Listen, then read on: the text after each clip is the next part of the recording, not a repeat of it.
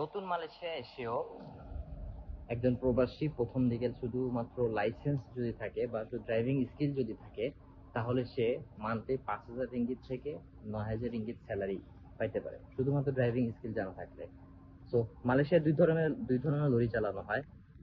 একটা হচ্ছে থ্রিলার, বড় থ্রিলার, বেসিক্যালি এটা তামিলরা চালায়, বাট যদি আপনার ভিতরে স্কিল থাকে এবং কোম্পানি যদি বুঝে যে আপনি ভালো চালাতে পারেন, তো আপনাকে এটা চালাতে দিবে।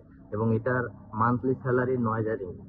এখানে আপনার তেমন কোনো প্রেশার নেই বা কাজের প্রেশার নেই, বিকজ এখানে মাল লোডিং করে হচ্ছে ফরেনাররা এবং আনলোড করে ফরেনাররা। আপনার শুধু এক জায়গা থেকে আরেক জায়গায় বারাঙ্গুলা হান্তা করতে হবে, এটা আপনার শুধু কাজ।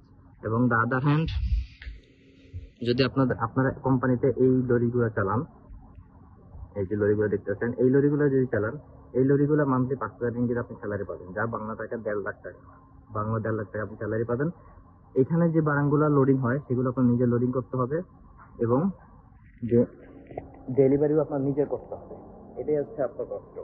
বাট এটা আপনি যদি প্রথম দিকে আসেন মালয়েশিয়া, এবং প্রথম দিকে আসলে আপনি যদি লাইসেন্স থাকে, কোম্পানি আপনাকে লাইসেন্স করে আপনার দ্বিতীয় দিন এটা আপনার দিয়ে দিবে চালিয়ে, আপনার মান্থলি 5,000 রিঙ্গিত। অর্থাৎ মালয়েশিয়ার নতুন অবস্থায় এসেও 1.5 লাখ টাকার স্যালারি আপনি পাইতে পারেন, যদি আপনার শুধু একটা স্কিল থাকে, সেটা হচ্ছে ড্রাইভিং স্কিল।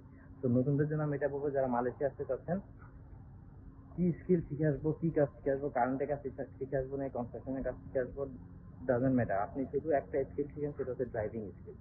যদি আপনি ড্রাইভিং স্কিলটা ভিতরে থাকে, তাহলে আপনি বৈধ থাকেন অবৈধ থাকেন, আপনার মান্থলি বাংলা 1.5 লাখ থেকে 2 লাখ টাকা বা 1 লাখ টাকা, ধরেন 1 লাখ টাকা কামানো কোনো